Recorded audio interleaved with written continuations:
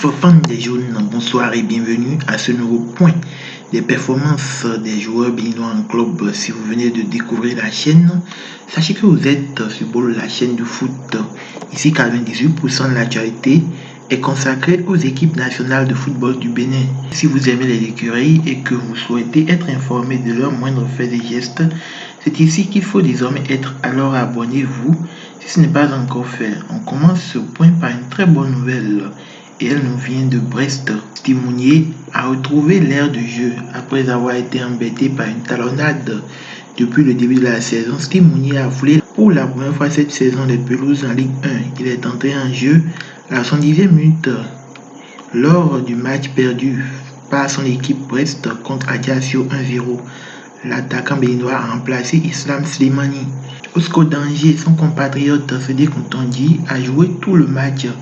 Angers a emporté le gain de la partie devant Nice, victoire 1-0 des Angevins qui étaient en déplacement. Deuxième succès de rang pour les coéquipiers du défenseur béninois.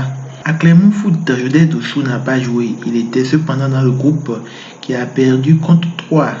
Un but contre 3. Descendons à l'échelon inférieur, c'est-à-dire en Ligue 2 où une bonne partie de nos internationaux jouent. Il faut déjà vous dire que Junior Laïtan et Anne-Josué Tibozo s'affrontaient samedi dernier.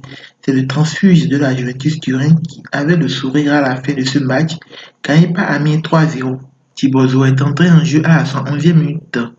Il a signé une passe décisive sur le troisième but amiénois. Junior Laïtan est lui entré en jeu à la 46e minute. Juste après la reprise, il n'a pas beaucoup pesé sur le sort de ce match. À POFC, le milieu de terrain béninois Cécile Almeida rencontrait Valenciennes, son ancienne équipe.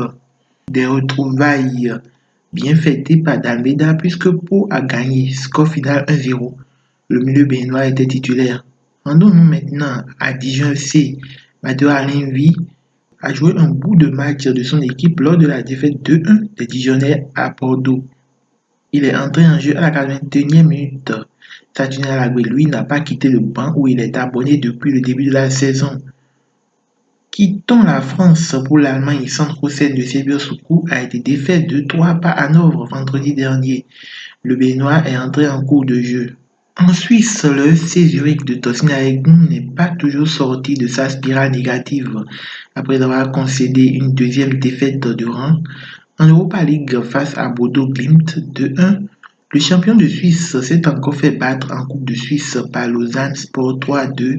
C'était hier dimanche. Allant en Bulgarie pour finir, le Ludogorets d'Olivier Verdon a perdu son deuxième match de la Ligue Europa face au FC Séville, victoire 3-2 des Sévillans.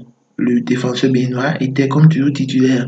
Ils ont aussi joué un match hier dimanche soir contre une équipe du championnat 1-1, c'est le score final de la rencontre.